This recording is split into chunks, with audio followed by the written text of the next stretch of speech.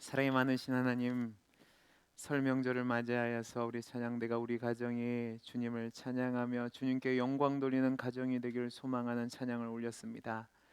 이 찬양의 가사처럼 우리 모든 성도님들의 가정이, 모든 가족의 식구들이 함께 하나님을 예배하며 찬양하며 감사하는 복된 가정이 되게 해 주옵소서. 말씀 가운데 함께하여 주시고, 말씀을 통하여서 우리에게 선포되어지는 그 하나님의 말씀에 아멘하며 또 그 말씀을 붙잡고 살아갈 수 있는 복을 허락하여 주옵소서. 함께하여 주시기를 소원하며 사랑 많으신 예수님 이름으로 기도하옵나이다. 아멘. 우리 옆에 있는 분과 인사하겠습니다. 말씀의 은혜 많이 받으세요. 말씀의 은혜. 우리는 지난주에 버림받은 사울 때문에 슬퍼하는 사무엘에게 하나님이 찾아오셔서 더 이상 슬퍼하지 말고 하나님이 이미 보아두고 결정해 놓은 좋은 왕감이 있는데 베들레헴으로 가서 하나님이 그 택하신 왕감에게 기름을 붓고 제사라는 말씀을 통해서 그 하나님이 예비하신 다윗이라는 인물이 결국 우리를 위해 준비하신 진정한 왕 대신 예수 그리스도의 예표가 된다고 말씀을 나눴습니다. 뿐만 아니라 현실에 암담하고 답답한 상황에서 하나님 앞에서 애통할 때 하나님은 그 애통의 상황에 우리를 두시지 않으시고 다시금 소망을 갖고 살아갈 수 있도록 예비하신 은혜, 그리고 그 예비하신 은혜로 말미암아 우리의 애통이 기쁨으로 바꿀 수 있는 은혜 주신다고 말씀을 드렸죠. 이제 오늘은 그 다음에 이어지는 2절에서 5절 말씀을 통해서 또 주시는 교훈을 얻기를 바랍니다. 슬픔을 잠긴 사무엘에게 기름을 가지고 이스라엘의 새 왕을 세우기 위해서 베들레헴으로 가라는 명령은 사무엘에게는 좀 부담되는 명령이라고 제가 말씀을 드렸습니다. 왜냐하면 이때 당시에 이 베들레헴이라는 동네 자체가 그렇게 큰 동네가 아니고 이름이 없는 작은 고을이었습니다. 그리고 사무엘 입장에서 볼 때는 굉장히 위험한 순례라고 말씀을 드렸습니다. 자, 2절 말씀에 제가 지난번에도 잠깐 말씀드렸지, 하나님 제가 어떻게 갈 수 있습니까? 사울이 이 사실을 알면 저를 죽이려고 할 겁니다라고 말을 했던 그 내용을 말씀드리면서 하나님의 영이 떠난 사울이 자신을 기름 부어 세운 선지자임에도 불구하고 권력에 눈이 멀어서 자기 마음대로 난영을 운영하고 또 하나님께 버림받은 자답게 점점 폭정하는 존재로 바뀐 사실을 말씀을 드렸습니다. 이게 가장 큰 위험이었고, 두 번째는 이 베들레헴이라는 동네의 위치가 문제를 되는데 지도를 한번 보시기 바랍니다. 첫 번째 지도를 보시면 여기 보시면 지금 베들레헴이라는 동네는 여기 위쪽에 자리를 잡고 있고, 지금 실로, 베델, 미스바, 길갈, 여리고는 이 베들레헴보다 위쪽에 자리를 잡고 있습니다. 그리고 이 위쪽이 바로 사무엘과 사울이 중심적으로 나라를 다스리던 거점 도시들이었습니다. 자, 그리고 다음 지도를 보시면, 다음 지도를 보여주세요. 다음 지도를 보시면 지금 사무엘은 네. 사무엘은 지금 라마에 있고 사울은 기브에 있다고 말씀을 드렸습니다. 그러니까 사무엘이 이 낮은 동네 베들레헴으로 가려면 이 기브아라는 곳을 지나가야 되는데 이것이 위험하다고 제가 말씀을 드렸죠. 그리고 이 가는 길이 사무엘에게 익숙하지 않는 동네였다는 말입니다. 예를 들면 이런 거죠. 제가 지금 어디서 사역을 하죠? 부산입니다. 저는 태어나면서부터 부산에 올 때까지는 서울에 살았습니다. 그러니까 서울이란 동네는 굉장히 잘합니다.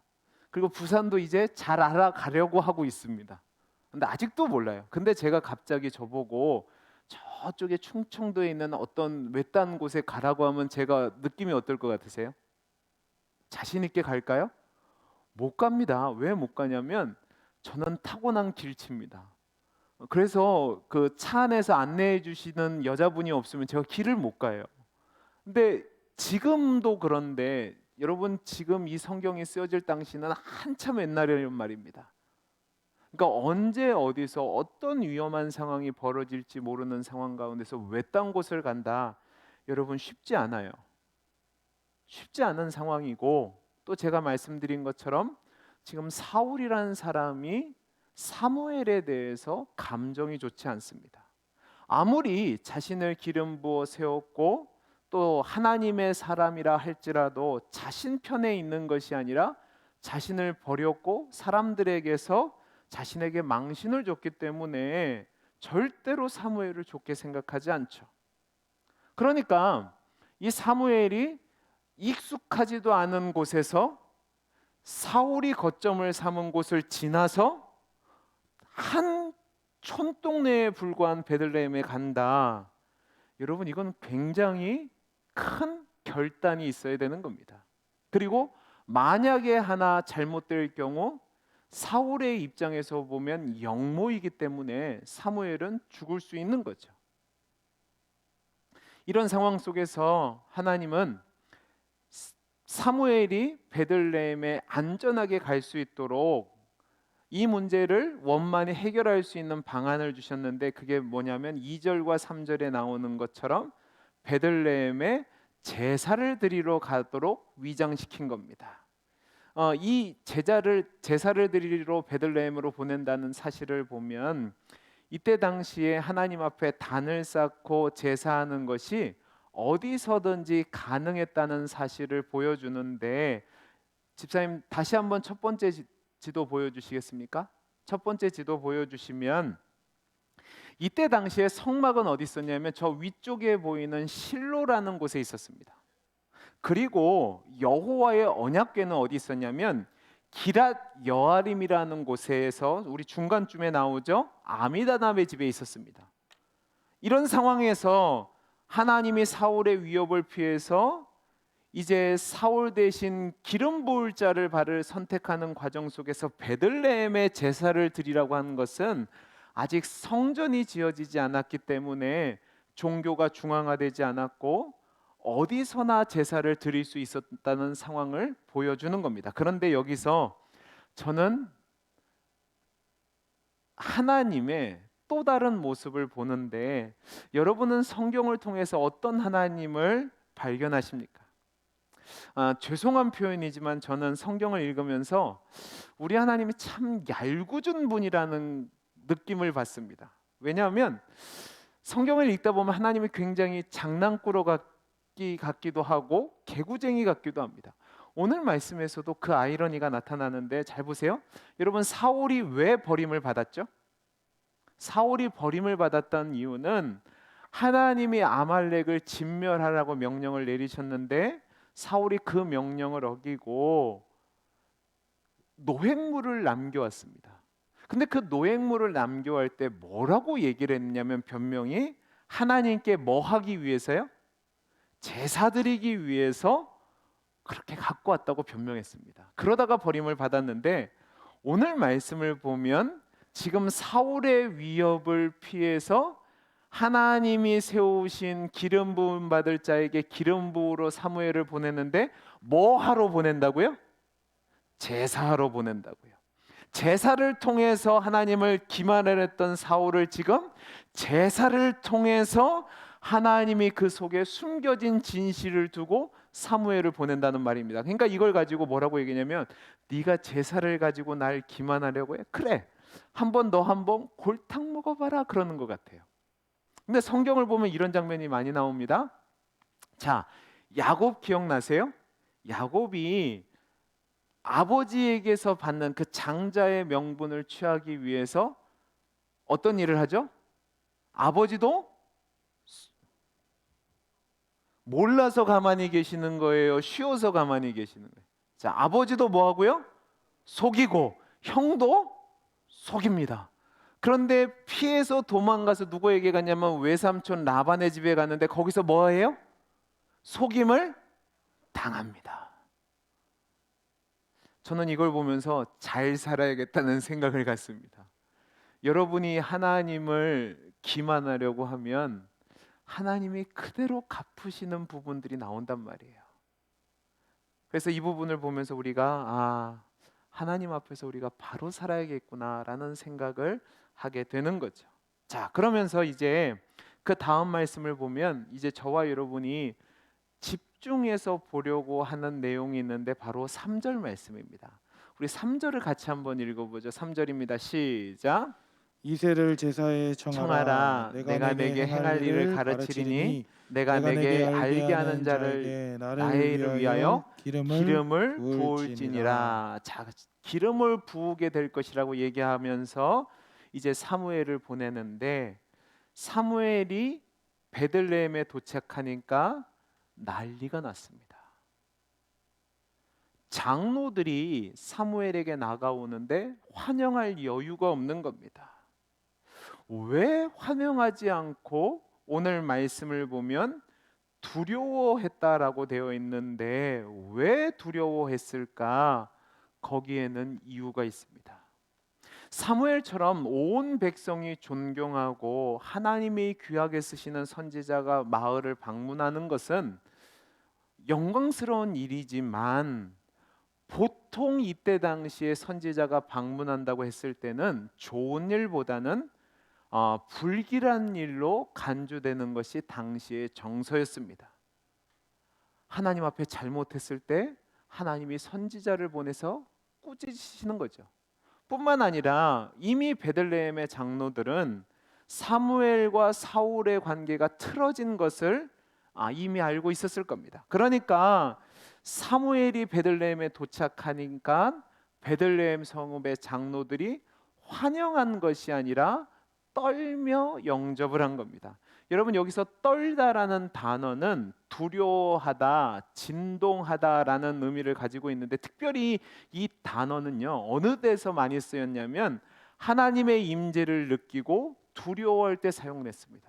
하나님의 임재를 보면 그 하나님 앞에서 죽을까 봐 두려워 떨던 그 모습이 지금 이 단어에 나왔다는 말입니다. 그러니까 이 베들레헴의 장로들이 두려워 떨며 평강을 주시기 왔습니까? 라고 물은 이유는 뭐냐면, 혹시라도 이 사무엘의 방문이 자신들을 책망하기 위해서 온 것은 아닌가 하는 두려움과 떨림이 있었고, 동시에 사울과 대척점에 있던 사무엘이 평상시에 오지도 않는 자신의 마을에 온 것은 혹시 이 일 때문에 사울에게서 어려움을 당할 수도 있을 것이라는 두려움 때문에 평강을 위해서 오셨습니까? 라고 질문을 한 겁니다. 그러니까 이 질문에 대해서 사무엘이 뭐라고 얘기냐면 평강을 위해서 왔다라고 얘기합니다. 왜 이렇게 대답을 했냐면, 그 본래 뜻은 사무엘에게 기름 부음 받을 왕이 베들레헴뿐만 아니라 전체 이스라엘에게 평강을 줄 거기 때문에 평강을 주러 왔다고 했지만, 그 사실을 말할 수 없으니까 장로들에게 특별한 이유가 있어서 한 것이 아니라 제사 드리러 왔으니까 안심하라, 평안해도 된다라고 그들의 마음을 위로한 것이고, 이때 장로들과 함께 또 이새와 그의 아들들을 성결하게 하고 제사에 참석하라고 초대를 합니다. 제가 이 내용 속에서 오늘 집중적으로 살펴보고 싶은 것이 무엇이냐면 3절에 나오는 기름 부음에 대한 사건입니다. 자, 우리 다시 한번 3절을 읽어보죠. 3절을 같이 한번 읽어보겠습니다. 시작. 이새를 제사에 청하라. 내가 내게 행할 일을 가르치리니 내가 내게 알게 하는 자에게 나를 위하여 기름을 부을지니라. 여기 보면 나를 위하여 기름을 부을지니라 라고 되어 있는데, 하나님은 사울을 대신해서 이미 이새의 아들 중에서 한 왕이 될 감을 보셨고, 사무엘을 베들레헴으로 보내시면서 내가 내게 행할 일을 미리 준비했고 알게 할 것이라고 하면서 하나님의 사무엘에게 그 사람에게 기름을 부으라고 얘기합니다. 그러면 이 기름을 붓는다는 것이 어떤 의미를 가지고 있을까를 오늘 우리가 살펴볼 건데, 여러분, 성경을 통해서 우리가 알게 되는 것은 무엇이냐면, 하나님께서 택한 자에게 기름을 붓는다는 것은 하나님께서 그 사람에게 특별한 사명을 주신다는 것이고, 동시에 그 사명을 감당할 수 있는 능력을 주신다라는 하나의 표지가 되는 겁니다. 그리고 이 기름 부음을 받은 자는 이스라엘 백성 중에서 아무나에게 기름 붓는 것이 아니라 세 가지 직분, 그러니까 제사장에게, 또 왕에게, 그리고 모든 선지자가 아니라 하나님이 특별히 사용하시는 선지자에게 기름을 부으셨습니다. 이 기름 부음을 받게 되면 하나님이 사용하시는 사람이라는 표지가 되는 것이고, 동시에 그가 그 사명을 감당할 수 있도록 하나님이 부어주시는 것이 있는데, 그것이 바로 은사입니다. 하나님이 주신 사명을 효과적으로 감당할 수 있도록 하나님이 기름을 붓는 것과 같이 은사를 부어주신다는 거죠. 우리 사울의 경우를 한번 보죠. 사울은 그냥 한낱 촌부에 지나지 않는 사람이었습니다. 그런 그를 하나님이 이스라엘의 왕으로 택하시고 세우실 때 동일하게 기름을 부으셨습니다. 우리가 이 말씀을 살펴봤는데, 그가 기름 부음을 받았을 때 그는 완전히 새로운 사람이 됩니다. 사무엘상 10장 1절에서 7절까지 말씀인데, 여러분 우리 6절과 7절 말씀을 같이 한번 읽어보죠. 아니 1절 먼저 읽어보겠습니다. 1절만 한번 읽어보죠. 시작. 이에 사무엘이 기름병을 가져다 사울의 머리에 붓고 입맞추며 이르되 여호와께서 내게 기름을 부으사 그의 기업의 지도자로 삼지 아니하셨느냐. 자 보세요. 기름 부어서 기름 부음 받은 자로 이스라엘의 왕으로 세우셨다고 얘기합니다. 그 다음에 6절 7절 말씀을 같이 한번 읽어보겠습니다. 같이 읽어보죠. 시작. 내게는 여호와의 영이 크게 임하리니 너도 그들과 함께 예언을 하고 변화에 뭐라고요? 새 사람이 될 것이라 라고 얘기합니다. 하나님이 기름 부으신 뒤에 사울을 어떤 사람으로 만드냐? 새 사람으로 만드셨다. 이 새 사람이란 얘기는 무엇이냐면, 그가 이스라엘의 왕으로 그 사명을 감당하기에 합당한 자로 준비시켰다는 겁니다. 여호와의 영이 그에게 함께 하시고 또 그로 하여금 새 사람이 되게 하신 뒤에 9절 말씀을 보면 이렇게 되어 있습니다. 그가 사무엘에게서 떠나려고 몸을 돌이킬 때에 하나님이 그에게 뭐를 주셨다고요? 새 마음을 주셨다고 얘기합니다. 이 새 마음이 뭐냐? 기름 부음 받은 이스라엘의 왕으로서 이전에는 준비되지 않았다는 말입니다. 그런데 이제 준비되어진 사람으로, 하나님이 주신 사명을 감당할 사람의 마음으로 하나님이 변화시켰다는 겁니다. 왜 그런 변화가 일어나느냐? 이전과 이후의 삶이 완전히 달라지기 때문에 그렇습니다. 왕이 되기 이전에는 누구를 위해서 살면 돼요? 나와 내 가족을 위해서 살면 됩니다. 그러나 하나님이 기름 부어 왕이 된 그 이후에는 먼저는 백성들을 어떻게 편안하게 먹게 살게 할 건지를 생각해야 됩니다.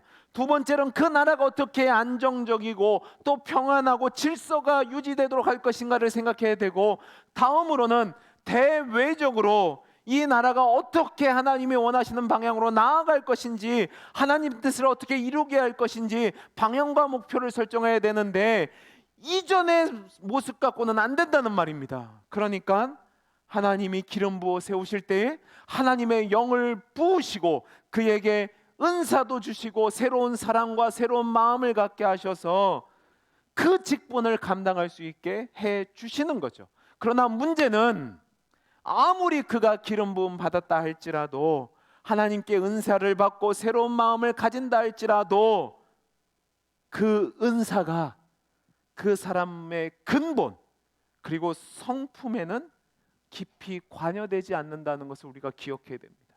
그러니까 사울 같은 경우는 하나님이 은사를 부어주셨을 때 그가 왕이 되어서 승승장구하지만 그의 마음이 변화되지 않으니까, 그의 성품이 변화되지 않으니까 자꾸 타락하여지고 하나님과 멀리하다가 결국은 하나님께 버림받은 존재가 됩니다. 여러분, 우리가 대략적으로 사울이 언제 왕이 되었을까? 한 30세쯤 왕이 됐다고 하면 그가 기름 부음 받을 때는 30세 이전입니다. 그리고 그가 대략 60세쯤에 죽었다고 얘기하면 그가 기름 부음 받은 자로서 약 30년 이상을 살았는데, 그 30년 내내 기름 부음 받음의 효과를 나타내며 산 것이 아니라 그 효과는 아말렉과의 전쟁 이후로 끝나버렸습니다. 이 얘기는 무엇이냐면 하나님이 그를 버리셨기 때문에 그 기름 부음 받은 은사가 말소되었다는 거예요. 그 이후에 비록 그가 왕으로 있지만 길보아 전투에서 죽을 때까지 그는 하나님과 상관없는 자가 되었고, 기름 부음 받은 자의 효과가 없으니까 귀신에 들리기도 하고 자기 욕망과 자기 죄 때문에 고통스러운 일생을 보내요.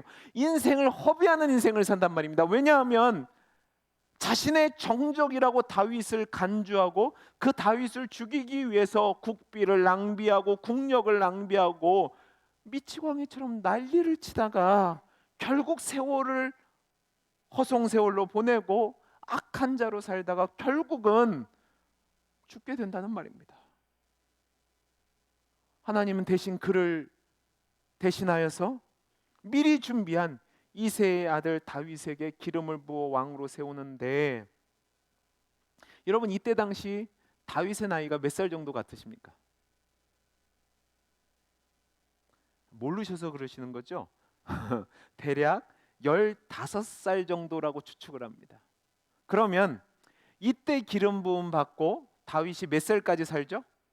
70세까지 삽니다. 그러니까 약 55년 동안 기름 부음 받은 자로 살아가는데, 다윗이 사울과 다른 점은 그 55년 동안 그 기름 부음 받은 자답게 살아냈다는 겁니다. 이것이 다윗이 사울과 달리 위대한 하나님의 사람이라는 징표가 되는 거예요. 다윗이 위대한 것은 그가 훌륭한 임금이 되어서 전쟁에서 승리하고 나라를 강력하게 만들고 나라를 부국하게 만들었다, 그것이 아니라 하나님 앞에서 기름 부음을 받은 이후에 기름 부음 받은 자답게 그 표지를 나타내며 하나님 앞에 일평생 충성되게 살아감으로 하나님의 사람으로서의 증거를 나타냈다는 것, 그것이 그가 위대한 하나님의 사람이었다는 징표가 되는 겁니다. 그리고 우리가 기억해야 될 것은 이러한 그의 위대함은 하루아침에 만들어지는 것이 아니라 하나님이 그를 준비시키는 과정, 단련하여 점군과 같이 만드는 과정이 있었기 때문이라는 사실을 기억해야 됩니다. 여러분, 다윗이 기름 부음을 받았고 그 뒤에 바로 왕이 되었나요? 대답을 하시죠. 바로 왕이 되었나요? 아니에요. 적어도 그는 10년 정도를 준비해야 됐고 그 뒤에 약 10년 정도는 사울에게 박해를 받아서 여기저기 돌아다니는 삶을 살게 됩니다. 그러나 다윗은 사무엘에게 기름 부음 받는 그 순간 하나님이 나를 하나님이 쓰시는 사람으로 택하셨다는 생각을 갖게 됩니다. 그리고 그 택하신 자의 사명이 무엇인지를 생각하고 그 목표를 향해 나아가는 인생이 된 거예요. 그리고 하나님은 그가 그런 사명을 제대로 감당할 수 있도록 그를 훈련시키는 과정 가운데 그에게 조력자를 붙여주셨는데 사무엘이라는 선지자를 붙여주셨습니다. 여러분 잘 생각해 보세요. 이 다윗이 만약에 기름 부음 받고 그 즉시 왕이 됐다면 어떻게 했을까? 여러분 생각해 보셨습니까? 아마 제대로 사명을 감당하지 못할 확률이 굉장히 큽니다. 사울이 그렇거든요. 그러나 다윗은 하나님께 택함을 받고 사무엘에게 기름 부음을 받았을 때 왜 나에게 기름을 부으셨는지 잘 몰랐을 거예요.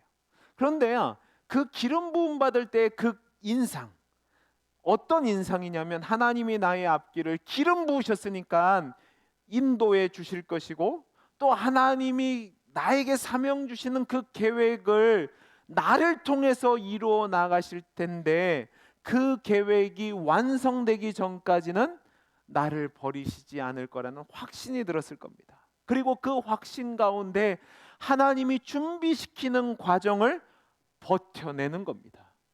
특별히 사울에 의해서 고난을 당할 때 망명을 하고 광야를 헤매고 고통을 받는 가운데서도 그가 2번이나 사울을 죽일 기회가 있었는데 사울을 죽이지 않습니다. 왜 죽이지 않았느냐?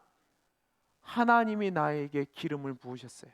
그리고 하나님이 나를 결국은 하나님이 원하시는 뜻대로 세우실 건데, 사울을 죽이는 것은 하나님이 원하시는 것이 아니에요. 그러니까 뭐냐면 내가 하나님보다 앞서가는 거니까 그거는 문제가 있다는 생각을 갖고 안 한 거예요. 대신 그는 이 싸움이 사울과 자신의 싸움이 아니라 하나님 손에 달린 싸움이니까 하나님이 나를 준비시키면 이 망명 생활 가운데 나를 죽이지 않을 거라는 확신이 있으니까 그 어려움 속에서도 용기를 가지고 소망을 갖고 버틴 거예요. 그리고 버틸 수 있도록 하나님은 사무엘이란 조력자를 주신 거죠. 그리고 사무엘의 입장에서 보면 다윗의 조력자로 살아갈 수밖에 없었던 것이 자신이 기름 부었던 첫 번째 왕인 사울이 버림을 받았어요. 그러니까 사무엘의 입장에서는 다시 실패하면 안 되는 이유가 다윗이 특별해서가 아니라 다윗이 다시 실패하면 누가 괴로움을 당해요? 하나님의 백성 이스라엘이 괴로움을 당하니까 그러면 안 되는 거예요. 그러니까 다윗이 왕이 될 때까지 그가 합당한 자가 될 수 있도록 음으로 양으로 사울이 눈치채지 않게 도와주는 겁니다. 그러니까 다윗이 도망자의 길을 갈 때에 수시로 다윗과 연락하면서 하나님의 뜻을 전달하였고, 또 특별히 사울이 다윗을 죽이려 할 때 다윗이 도망치는 가운데 어디로 가냐면 사울이 있던 라마로 갔고, 또 사무엘이 그 다윗을 데리고 라마 나요시라는 곳에 선지자들이 모여 있는 곳으로 도망을 가게 됩니다. 피신을 하게 되는데, 이때 어떤 일이 일어나냐면 여러분 사무엘상 19장을 한번 가보시죠. 사무엘상 19장 19절에서 24절, 저와 여러분들이 한 절씩 교독하죠. 어떤 사람이 사울에게 전파하여 이르되 다윗이 라마 나요시에 있더이다 하매, 사울이 다윗을 잡으러 전령들을 보냈더니 그들이 선지자 무리가 예언하는 것과 사무엘이 그들의 수령으로 선 것을 볼 때 하나님의 영이 사울의 전령들에게 임함에 그들도 예언을 한지라. 어떤 사람이 그것을 사울에게 알림해 사울이 다른 전령들을 보냈더니 그들도 예언했으므로 사울이 3번째 다시 전령을 보냈더니 그들도 예언을 한지라. 이에 사울도 라마로 가서 세구에 있는 큰 우물에 도착하여 물어 이르되 사무엘과 다윗이 어디 있느냐? 어떤 사람이 이르되 라마나요스에 있나이다. 사울이 라마나요스로 가니라 하나님의 영이 그에게도 임하니 그가 라마나요스에 이르기까지 걸어가며 예언을 하였으며, 그가 또 그의 옷을 벗고 사무엘 사무엘 앞에서 앞에서 예언을 예언을 하며 하룻밤낮을 벗은 몸으로 누웠더라. 그러므로 속담에 이르기를 사울도 선지자 중에 있느냐 하니라. 자 보세요. 사울이 다윗을 잡기 위해 군대를 3번이나 보냅니다. 그런데 3번을 보낼 때마다 하나님이 특별한 은혜로 그곳을 지키시니까 그곳이 거룩한 곳이 돼요. 그러니까 다윗을 잡으러 왔던 군대들이 갑자기 거기만 가면 마음이 변해가지고 예언만 하고 다윗과 사무엘을 잡으려 하지 않는 거예요. 이 소식을 들은 사울이 화가 나가지고 직접 잡으러 갑니다. 근데 자신도 거기 가니까 성령의 역사로 말미암아 사무엘과 다윗을 잡는 것이 아니라 온종일 옷을 벗고 누워서 그냥 예언만 하는 거예요. 이것을 통해서 하나님이 다윗을 기름 부어 세웠다라는 것을 보증해 주는 거죠. 이 경험을 통해서 다윗은 하나님이 기름 부음 받은 자는 하나님이 이렇게 책임지시는가를 또 보호하시는가를 경험하게 되는 겁니다. 자, 그러면 이제 이것을 가지고 이 말씀을 우리에게 적용해 보려고 하는 겁니다. 여러분, 이것이 무엇을 말하냐면 저와 여러분의 인생을 하나님이 어떻게 책임지시는가를 보여주는 겁니다. 여러분, 저와 여러분은 그리스도로 옷 입은 자입니다. 아멘이십니까? 자, 그러면 어떻게 그리스도로 옷 입었죠? 바로 성령의 기름 부으심을 통해서 그리스도로 옷 입게 됐습니다. 그러니까 저와 여러분도 다윗처럼 하나님의 기름 부음을 입은 자라는 말입니다. 그러면 왜 우리에게 기름을 부으셨을까? 그것은 하나님의 놀라운 역사를, 하나님의 은혜를 증거하는 자로 삼으시기 위해서 그렇다는 말입니다. 하나님이 우리를 종으로 부르셔서 우리로 하여금 찬송하는 일로, 하나님의 영광을 드러내는 일로, 하나님의 은혜를 증거하는 자로 부르셨다는 말입니다. 그래서 베드로 사도는 우리를 뭐라고 얘기하냐면 왕 같은 제사장이요 거룩한 나라요 그의 소유된 백성이라고, 기름 부음 받은 자라고 이야기하는 겁니다. 왜?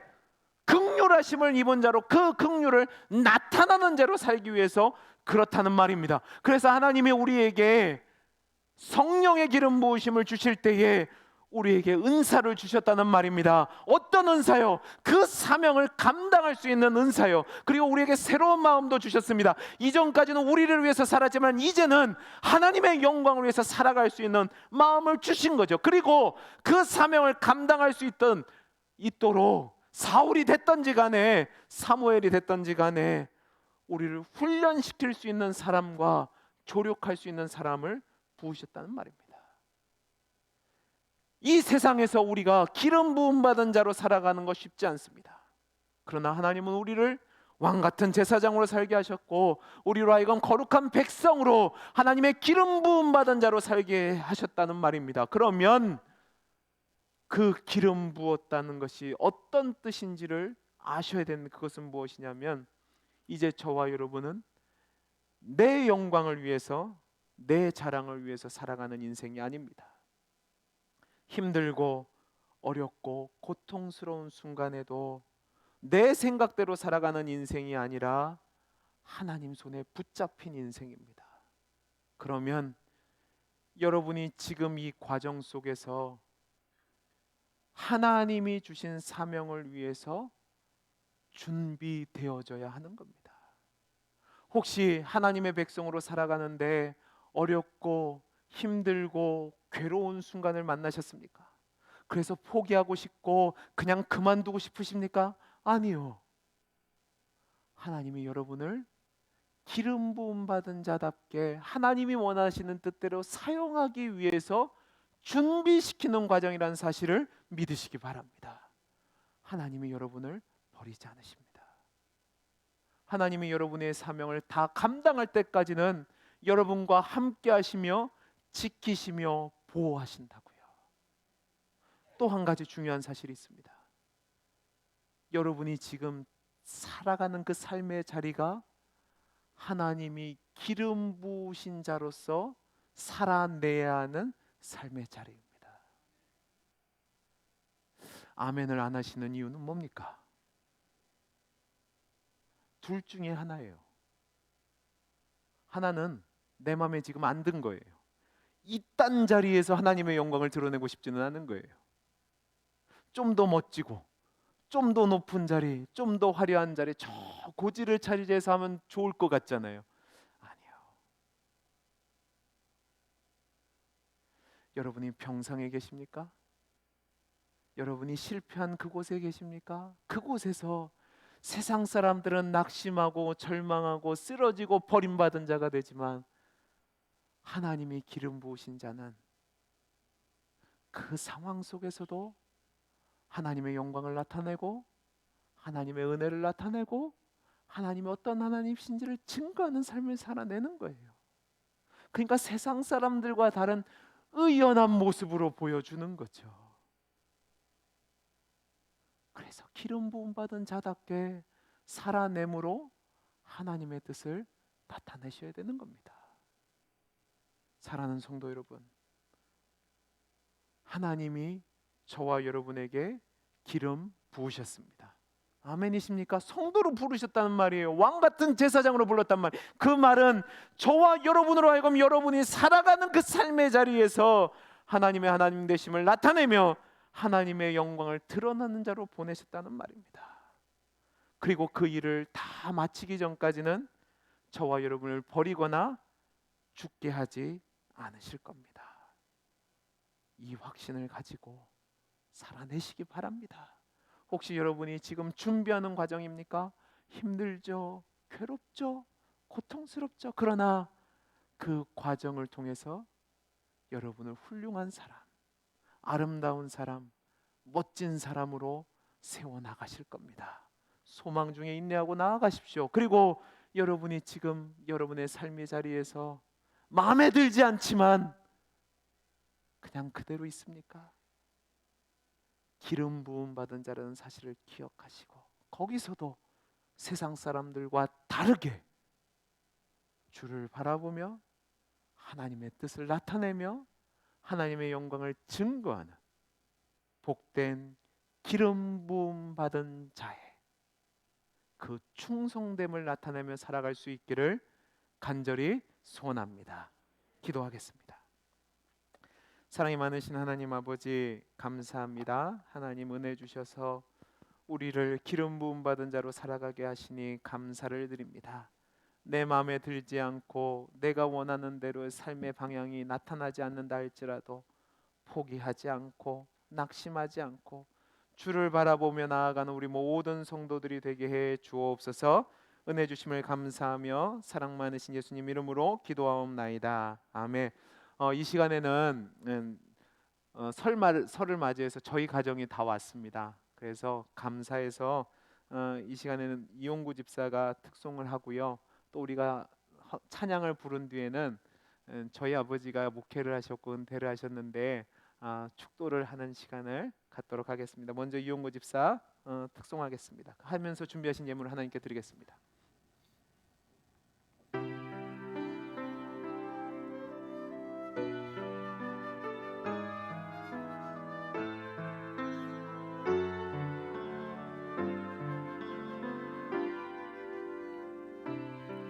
주님 나를 부르시니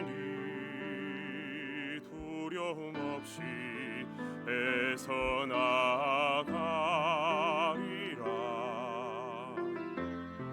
주님 나를 부르시니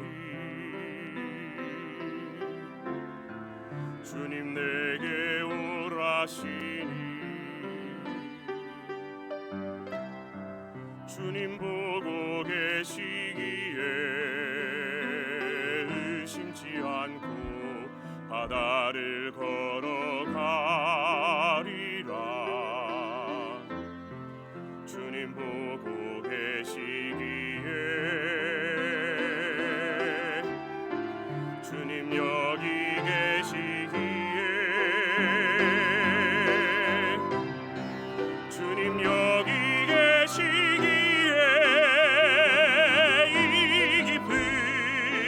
바다가 반석이 되고 주님 여기 계시기에 반석 위를 내가 걸어가리라. 주님 여기 계시기에 저 거친 파도가 반석이 되고 주님 여기 계시기에 반석 위를 내가 걷습니다.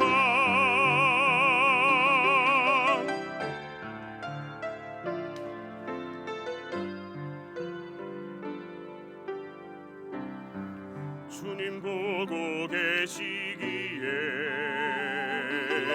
의심치 않고 바다를 걸어가리라. 주님 보고 계시기에 주님 여기 계시기에 주님 여기 계시기에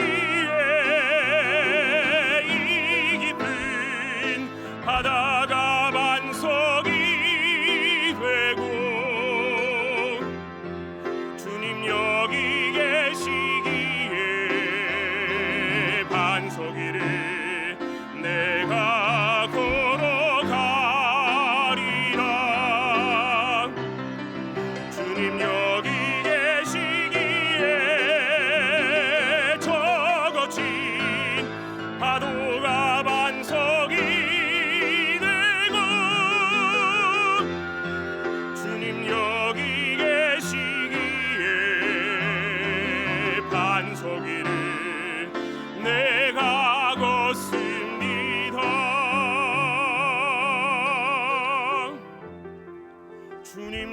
저기 계시기에